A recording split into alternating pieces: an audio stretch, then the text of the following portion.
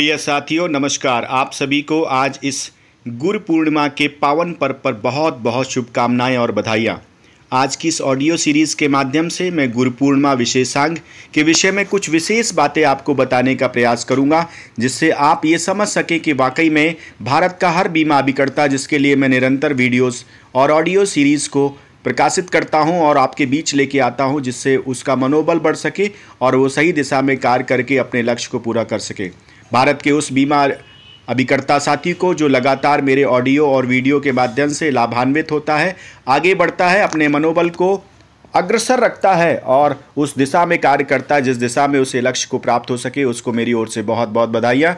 और वो सभी नए साथी जो पहली बार इस ऑडियो सीरीज़ में शामिल हो रहे हैं, इसको सुन रहे हैं, उन सभी को भी बहुत बहुत शुभकामनाएं। भारत के हर बीमा अभिकर्ता साथी को, हर उस सदस्य को, हर उस साथी को जो कहीं ना कहीं बीमा के पावन व्यवसाय के साथ जुड़ा है, गुरु पूर्णिमा की हार्दिक और बधाइयाँ और शुभकामनाएं। साथियों, आज सबसे पहली चीज़ तो मैं आपको ये बताना चाहता हूँ कि हमारे देश में गुलामी की जंजीरें बहुत पहले से हैं और हमारा देश गुलाम हुआ। हमारा देश गुलाम क्यों हुआ, सबसे पहले ये समझते हैं। सबसे पहले भारत को गुलाम बनाने के लिए जो विदेशी ताकतें हमारे देश में आईं, चाहे वो अंग्रेज़ों के माध्यम से हम जाने उन्हें, चाहे हम किसी और के माध्यम से जाने हम, चाहे हम देखें कि मुग़लों का आक्रमण हुआ हमारे देश में, चाहे अंग्रेज़ आए और उन्होंने हमारे देश को गुलाम बनाया। सो कारण क्या था? सबसे पहला कारण था कि हमारे देश के लोग, भारत के लोग, बहुत सारा वर्ग उस युद्ध के मैदान में वंचित सा युद्ध से। बहुत सारे साथी युद्ध के मैदान में नहीं लड़ रहे थे। यानी भारत का लगभग 75% लोगों का जो विचारधारा थी, वो विचारधारा ये थी कि सिर्फ जो राजा महाराजा होंगे, जिनके पास सेना होगी, वही युद्ध के मैदान में लड़ते हैं, बाकी लोग युद्ध नहीं लड़ते हैं। और ऐसी विचारधारा के साथ कि सिर्फ एक वर्ग ही युद्ध के मैदान में लड़ेगा, बाकी लोगों को लड़ना नहीं है, इसलिए लगातार हम गुलाम होते रहे, भारत को लोग गुलाम बनाते रहे। क्योंकि हमारे पास संख्या होने के बाद भी स्किल्ड संख्या नहीं थी। नंबर्स तो थे, देश में आबादी तो थी, लेकिन वो लोग जो नंबर के रूप में थे वो स्किल्ड योद्धा नहीं थे। वो ऐसे योद्धा नहीं थे जो युद्ध लड़ सकें, वो ऐसे योद्धा नहीं थे जो किसी को पराजित कर सकें। पहला कारण तो ये था। तो सबसे पहली चीज़ तो मैं आपको बताना चाहता हूँ, बीमा अभिकर्ता के रूप में आप सिर्फ बीमा अभिकर्ता हैं, ये महत्वपूर्ण नहीं है। गुरु पूर्णिमा के अवसर पे सबसे पहले मैं आपको ये समझाना चाहता हूँ, बीमा अभिकर्ता के रूप में आप सिर्फ नाम के बीमा अभिकर्ता हैं, या आप बीमा के व्यवसाय में सिर्फ नाम के लिए जुड़े हैं, लेकिन आप स्किल्ड नहीं हैं, तो आप कभी भी युद्ध के मैदान में ज़्यादा लंबे समय तक जीतेंगे नहीं। आपको ये बात ध्यान रखना चाहिए। जो भी युद्ध के मैदान में, आप भी एक युद्ध के मैदान में जब घर से निकलते हैं ये सोच के कि आपको पॉलिसी लेके आनी है और आपको आज विजय श्री पानी है, क्योंकि आपका लक्ष्य MDRT COT TOT है, तो उस समय आपको ये भी ध्यान रखना चाहिए कि आप वाकई में आप इतने स्किल्ड हैं, क्या आप इतने सक्षम हैं, क्या आप अपने आप को इतना काबिल बना चुके हैं कि आप जिस भी ग्राहक के सामने बैठें उसे आप अपने हिसाब से या फिर उसके हिसाब से, दोनों के हिसाब से विजय श्री में कन्वर्ट कर सके, विजय श्री प्राप्त कर सके। तो बहुत इंपॉर्टेंट है। जिस तरीके से मैं आपको एक उदाहरण से समझा रहा हूँ कि हमारे देश में जब विदेशी आक्रमण हुए तो हमारे देश में 75% लोग ऐसे थे जिन्हें युद्ध कौशल की कला में युद्ध लड़ना नहीं आता था, जीतना नहीं आता था, युद्ध करना नहीं आता था, सिर्फ डर के मारे सहमे हुए। और बहुत सारे लोग ऐसे डर के मारे सहमे हुए स्वयं गुलामी की जंजीरों में जकड़ने को लिए तैयार हो गए, क्योंकि उनको युद्ध के मैदान में लड़ने की कला से हमेशा से वंचित किया गया। और उन्होंने कभी सोचा भी नहीं था कि उनको इस तरीके की सिचुएशन में, इस तरीके की परिस्थिति में युद्ध में लड़ने के लिए अपने आप को कौशल की कला में तैयार रखने की ज़रूरत है। सो पहली चीज़ मैं आपको बताना चाहता हूँ, अगर आप बीमा अभिकर्ता हैं तो इसका मतलब ये है कि अगर आप एक सामान्य बीमा अभिकर्ता हैं, नाम के बीमा अभिकर्ता हैं, तो आप इस यात्रा में, इस युद्ध के मैदान में, इस समर में, गुरु पूर्णिमा के अवसर पे इस बात को आत्मसात करें, रियलाइज़ करें कि आपको स्किल्ड होना है, आपको नॉलेज से भरना है, आपको अपनी कला में पारंगत होना है, अपने मैदान में, अपने क्षेत्र में, जिस क्षेत्र में आप विजय श्री प्राप्त करना चाहते हैं उसमें अपने आप को दक्ष बनाना है, पहली चीज़।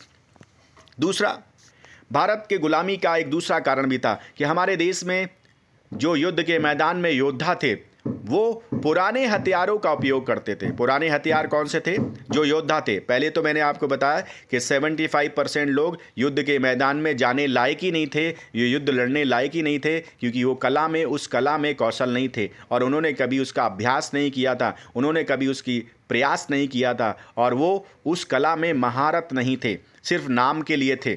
और बहुत सारे राजा महाराजाओं को ऐसा लगता था कि युद्ध लड़ना सिर्फ उनका काम है और किसी का काम नहीं है। तो 75% आबादी सिर्फ नाम के लिए थी, युद्ध के मैदान में नहीं थी, जिसलिए कुछ ही लोगों ने हमें गुलाम बना लिया और हमारी बहुत बड़ी आबादी, जनसंख्या, आबादी, भारत पूरी तरह से गुलामी की जंजीरों में जकड़ गया। दूसरा कारण, युद्ध के मैदान में जो योद्धा लड़ रहे थे वो पुराने हथियारों से लैस थे, धनुर्विद्या में पारंगत थे, धनुर चलाना आता था, भाला चलाना आता था, बर्छी चलाना आता था, तलवार चलाना आता था, कटारे चलाना आता था।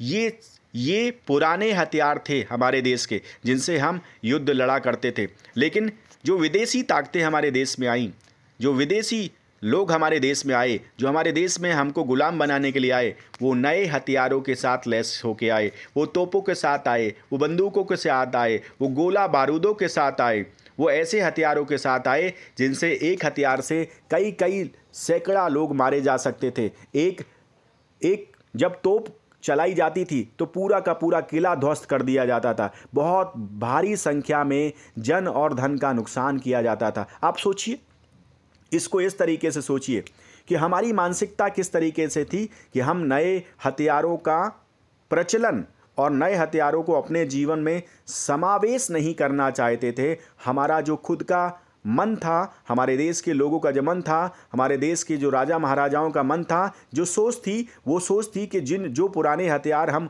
इस्तेमाल करते हैं उनके प्रति हमारा कोई द्वेष नहीं है, लेकिन जो पुराने हथियार हम इस्तेमाल करते हैं कहीं ना कहीं उनका आधुनिक होना बहुत आवश्यक था।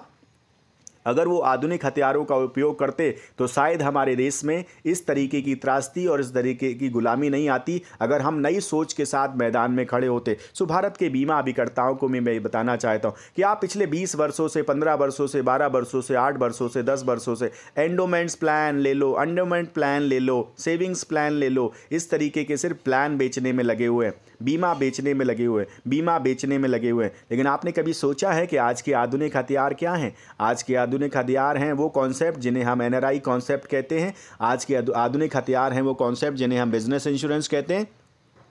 आज के आधुनिक हथियार हैं जिन्हें हम MWP एक्ट कहते हैं। आज के आधुनिक हथियार हैं कीमैन इंश्योरेंस, जिन्हें हम कीमैन इंश्योरेंस कहते हैं। आज के आधुनिक हथियार हैं एम्प्लॉयर्स। बहुत सारे ऐसे अनंत कॉन्सेप्ट मार्केट में आ चुके हैं जो आज के बीमा अभिकर्ता के आधुनिक हथियार हैं। और इस वजह से भारत के बहुत छोटा वर्ग जिसे हम 1 से 2% कहेंगे, ऐसे बीमा अभिकर्ता जो मार्केट में लगातार विजय श्री को प्राप्त कर रहे हैं, जो मार्केट में लगातार अपने आप को आगे बढ़ाते हुए जा रहे हैं, जो COT, TOT और बड़े बड़े अचीवमेंट्स को प्राप्त कर रहे हैं, ये वो लोग हैं जिन्होंने आधुनिक हथियारों की उपयोगिता को समझा है, जिन्होंने आधुनिक हथियारों को चलाना सीखा है, जिन्होंने अपने आप को आधुनिक हथियारों में दक्ष और सक्षम किया है। ये सभी जीत रहे हैं और बहुत बड़ा वर्ग 92%, 95% के आसपास का ऐसा वर्ग है जो सिर्फ उसी पुरानी गाथाओं के साथ, उसी पुरानी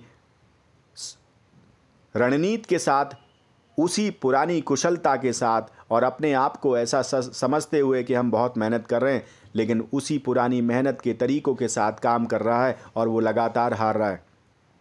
भारत का बीमा अभिकर्ता जो मेरे इस ऑडियो सीरीज़ को समझ रहा है और सुन रहा है, उसको मैं आह्वान करना चाहता हूँ, इस गुरु पूर्णिमा के अवसर पे आपको इस बात का संकल्प लेना चाहिए कि आप सबसे पहले अपने आप को सक्षम बनाएंगे अपने क्षेत्र में, जिस क्षेत्र में आप काम कर रहे हैं। आप बीमा के क्षेत्र में काम कर रहे हैं तो आप बीमा में अपने आप को कुशल बनाइए, दक्ष बनाइए, सक्षम बनाइए, काबिल बनाइए। जो लोग काबिल होते हैं उनकी जीत निश्चित होती है। जो लोग शिक्षा, ज्ञान पर भरोसा करते हैं उनके पास विज्ञान आता है। और मैं हमेशा लोगों से कहता हूँ, जो लोग सीखने में भरोसा रखते हैं जीत उन्हीं की होती है। जो लोग सीखते हैं वही लोग ज़िंदगी में जीतते हैं। Learning is the key of earning.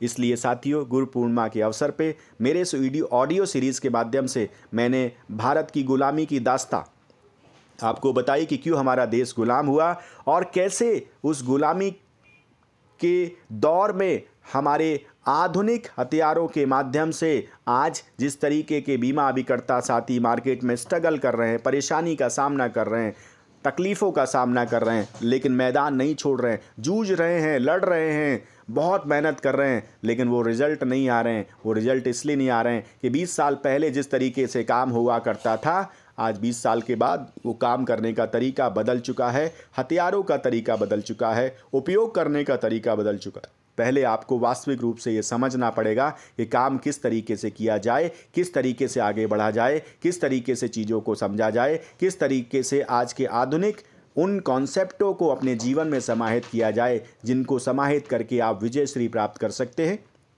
मेरे इस ऑडियो सीरीज़ के माध्यम से पुनः भारत के हर बीमा साथी को, हर बीमा अभिकर्ता साथी को गुरु पूर्णिमा की ढेरों ढेरों शुभकामनाएं और बधाई देना चाहता हूं और आप सभी को आह्वान करना चाहता हूं कि अपने आप को सक्षम, काबिल बनाएं। जीत आपकी निश्चित रूप से होगी। अगर ये ऑडियो सीरीज़ आपको पसंद आई, अच्छी लगी, तो आप अपने कमेंट्स मुझे ज़रूर लिखें, मुझे बहुत अच्छा लगेगा। ढेरों शुभकामनाएँ आप सभी को।